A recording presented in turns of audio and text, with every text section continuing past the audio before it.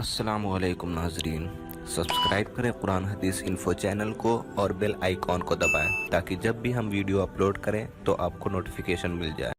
سبحان اللہ و بحمدہ، اس کو اپنی زبان پہ جاری رکھنا، کیوں؟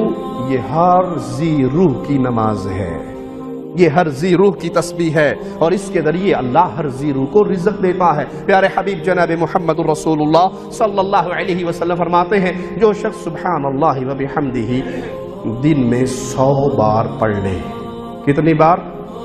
100 بار سبحان اللہ و بحمدہ 100 بار پڑھ لے، کیا نتیجہ نکلے گا؟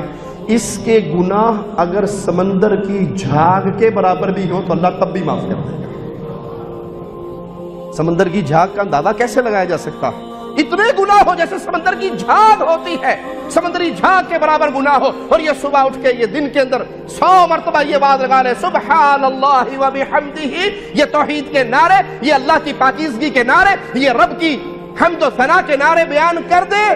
عقیدہ درست ہونا شرط ہے، توحید کا فہم ہونا شرط ہے، اس کا عقیدہ درست ہو اور یہ نیکی کا چھوٹا سا کام کر لے تو اللہ اس کے گناہوں کو معاف کر دے گا، بھلے وہ گناہ کثرت تعداد میں سمندر کی جھاگ کے برابر ہو۔